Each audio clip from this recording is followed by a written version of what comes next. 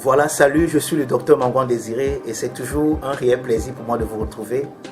Vous savez, notre monde est en train de passer par une période pas facile, par une période vraiment difficile.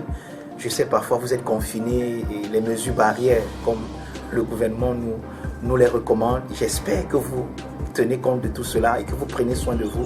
Mais au-delà de tout cela, nous voulons toucher ce matin par la grâce de Dieu, toute l'équipe de Téléstar et moi, un sujet qui va certainement vous aider et qui va certainement vous donner de comprendre le temps dans lequel nous vivons. Je suis en ce moment en train d'écrire un ouvrage qui est intitulé le christianisme eschatologique. Et dans l'introduction de cet ouvrage, je parle de 2 paradigmes de la fin.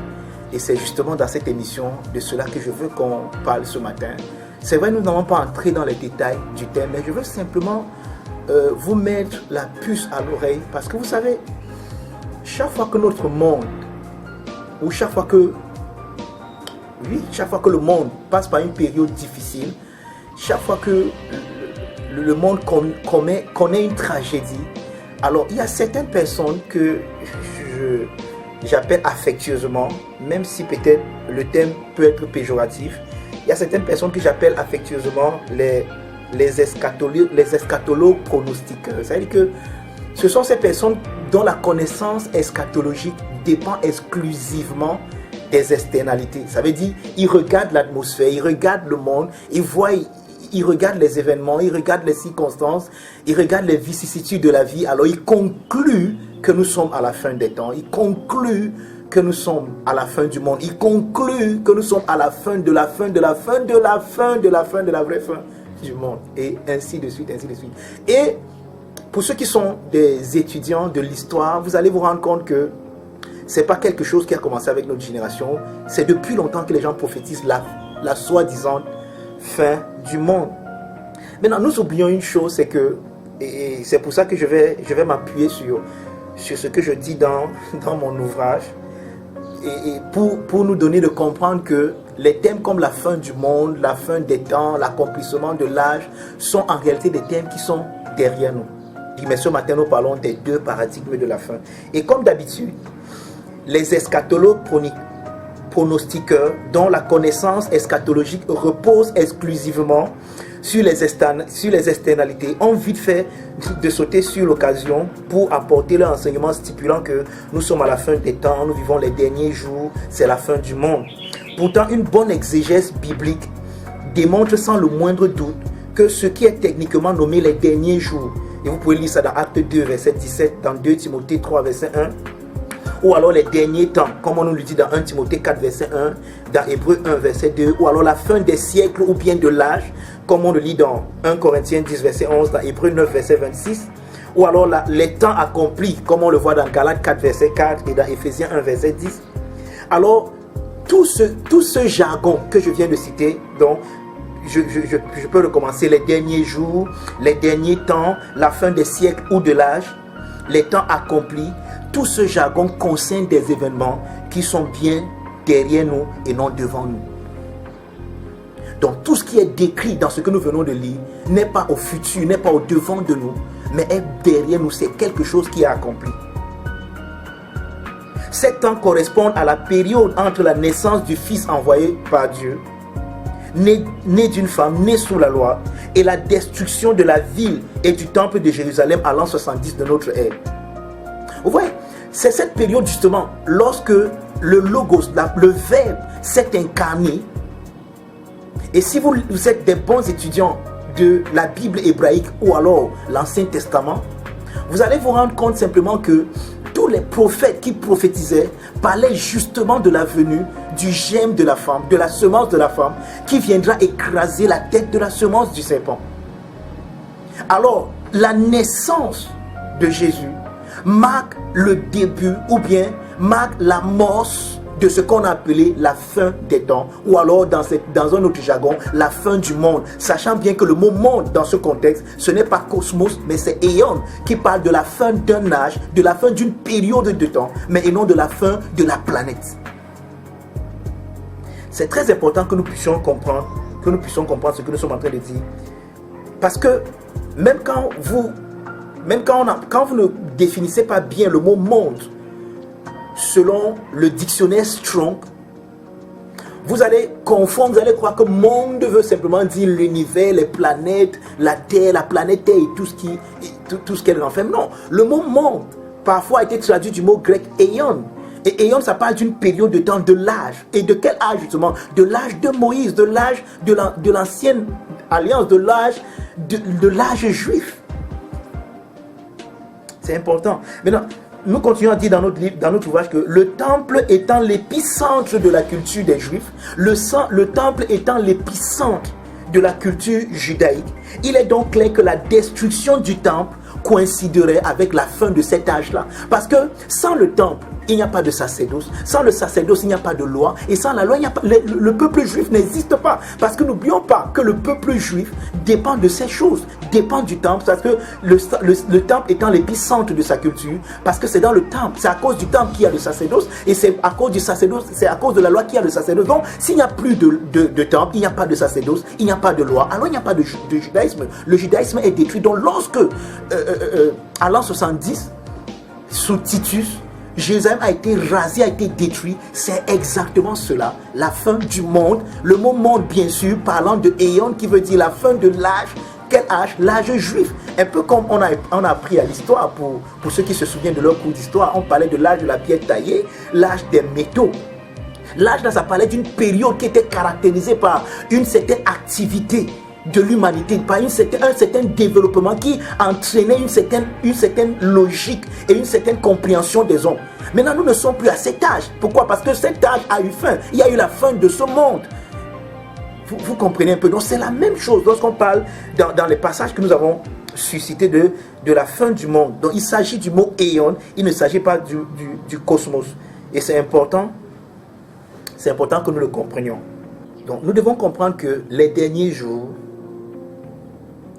la fin des temps, les temps accomplis, tout ce jargon que nous avons cité plus haut correspond à quelque chose qui est derrière nous et non devant nous.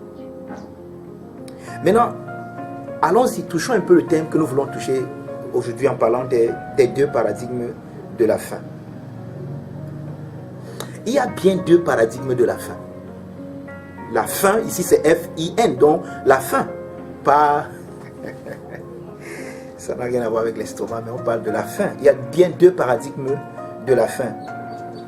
Et nous disons ici que ces deux paradigmes de la fin sont tributaires de la période transitoire qui est marquée par la présence de deux types d'apôtres qui rendent ministère de deux paradigmes de Jésus-Christ à deux audiences complètement différentes.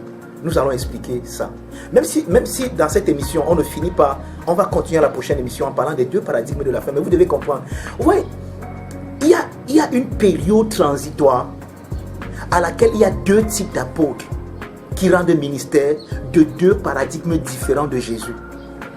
Nous avons les 12. N'oubliez pas que lorsque vous lisez Matthieu 10 ou bien Luc chapitre 10, lorsque les 70 sont envoyés, le maître leur dit clairement: n'allez exclusivement que vers les brebis perdues de la maison d'Israël.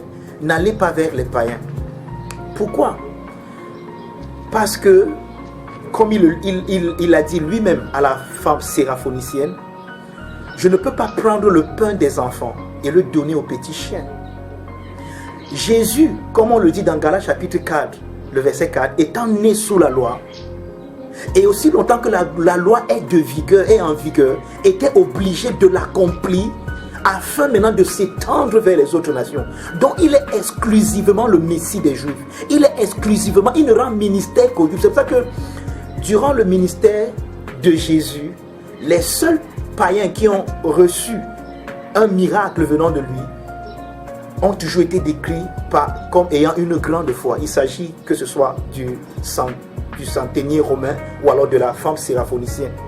Mais les autres qui recevaient les miracles, Jésus rendait ministère de façon exclusive aux Juifs parce qu'il était le Messie des Juifs.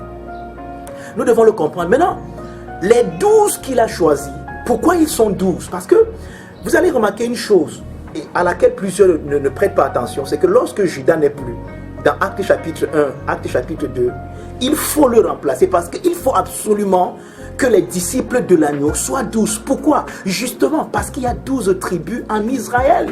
Alors il faut qu'ils soient 12 pour que chacun ait une mission exclusive d'une tribu. C'est important que nous le comprenions. C'est pour ça qu'il faut absolument qu'ils soient 12. Et les critères même de l'élection d'un disciple de l'agneau nous sont donnés dans Actes chapitre 1 lorsqu'il a fallu qu'on remplace Judas. Alors on a donné les critères de remplacement.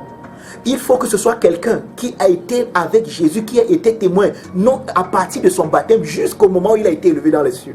Et je sais qu'aucun d'entre nous aujourd'hui ne peut correspondre à ce genre de critères. Donc, il n'y a plus d'apôtres de l'agneau aujourd'hui. Donc, notre apostolat n'est plus selon la lignée. On ne peut plus dire qu'on est apôtre selon les 12, c'est comme Pierre, comme cela. Non, ils avaient un apostolat spécifique et leur audience, c'était beaucoup plus les Juifs. Pourquoi? Ils devaient aller vers les Juifs afin de leur faire comprendre que Jésus, qui a été crucifié, est bien le Messie. Donc, c'était ça leur audience. Mais maintenant, dans Actes chapitre 8, chapitre 9, nous voyons Dieu appeler une autre personne, qui lui n'a pas connu le Seigneur Jésus selon la chair, mais Jésus l'appelle et lui donne presque la même formation qu'il a donnée aux autres. Pendant 3 ans dans le désert d'Arabie, il forme l'apôtre Paul et lui donne exclusivement la mission d'aller vers les païens. Maintenant, quand on dit exclusif, c'est pas comme pour dire que Paul n'a pas enseigné les Juifs. Non, quand vous étudiez bien, vous allez vous rendre compte que selon la coutume de Paul, lorsqu'il arrivait dans une ville, il allait d'abord dans la synagogue. Et c'est lorsque les Juifs le rejetaient, ou alors c'est lorsque les Juifs ne voulaient pas l'écouter qu'il partait vers les païens. Mais dans Galates, il nous dit clair que celui qui a fait de Pierre l'apôtre des Juifs a fait de moi également l'apôtre des païens. Donc, entre la période, entre la génération que Jésus avait donnée, donc entre son ascension et la destruction de Jérusalem à l'an 70, entre cette période-là, c'est elle qu'on appelle la fin des temps, la fin du monde. Pourquoi? Parce que Jésus a accompli une œuvre, Jésus a accompli un travail, il a mis fin, il a détruit l'acte dont les ordonnances nous condamnaient et qui subsistait contre nous. Il a complètement cloué en le détruisant. Mais maintenant, cela n'avait pas encore été rendu évident. Et Jésus, lorsque vous lisez Matthieu chapitre 23 vers la fin et Matthieu chapitre 24 où il parle de la destruction de Jérusalem, justement, Jésus explique que toutes ces choses vont se passer dans cette génération. Et la génération dont il parlait, c'était la génération qui l'écoutait. C'est important que nous le comprenions. Donc, pourquoi nous parlons donc de 2 paradigmes de la fin? Nous parlons donc d'une fin qui concernait la période de l'ascension de Jésus jusqu'à la destruction de Jérusalem à l'an 70. Ça, c'est une fin. Or, cette fin, c'est quoi? C'est la fin, la première fin, la fin qui n'est plus aujourd'hui, parce que cette fin a eu son point, a eu son point saillant, a eu son point final lorsque Jérusalem a été détruit à l'an 70. La fin du monde a eu lieu. Donc cette fin-là a complètement eu lieu. Maintenant, ce qui est bizarre, c'est que dans l'église aujourd'hui, chaque fois qu'on parle de fin du monde, chaque fois qu'on regarde la fin, c'est de cette fin qu'on parle. Or, en réalité, cette fin ne nous concerne pas. Elle ne concerne pas l'église. Donc nous pouvons regarder à cette fin, un peu comme l'apôtre Paul le dit dans 1 Corinthiens chapitre 10. Il dit que ces choses ont été écrites pour notre instruction. Donc nous pouvons simplement regarder à cette fin pour nous instruire. Mais on ne peut pas la prêcher à l'église aujourd'hui comme si elle concernait l'église, comme si elle regardait l'église. Elle ne nous regarde pas. C'est une fin qui est derrière nous. Et dans cette fin, nous avons les jargons comme la marque de la bête, la grande tribulation, l'antéchrist, l'apostasie, l'homme du péché, l'abomination qui cause la désolation. Tous ces jargons qui font aujourd'hui l'objet des études vers les hommes ne sont pas la fin qui nous concerne, bien aimés. Cette fin est passée, elle est derrière nous. Elle ne nous concerne pas. Elle concernait une génération bien précise. Je vais prendre une pause ici pour vous lire ce que je dis dans le cours. Ces 2 paradigmes sont tributaires de la période transitoire qui est marquée par la présence de 2 types d'apôtres qui rendent le ministère de 2 paradigmes de Jésus à 2 audiences différentes. Et à cause du temps, nous allons continuer dans l'émission précédente, mais je vais conclure simplement en disant que il me souvient qu'il y a de cela quelques temps, j'ai eu une conférence avec un homme merveilleux de Dieu et nous parlions justement de 2 messages et de 2 audiences. Vous voyez, il y a la présentation de Jésus-Christ selon l'accomplissement des prophéties. Ça, c'était la mission des 12. Et il y a la présentation de Jésus-Christ selon la révélation du mystère. Ça, c'est la mission de l'apôtre, de l'âge apôtre de la grâce d'apôtre Paul.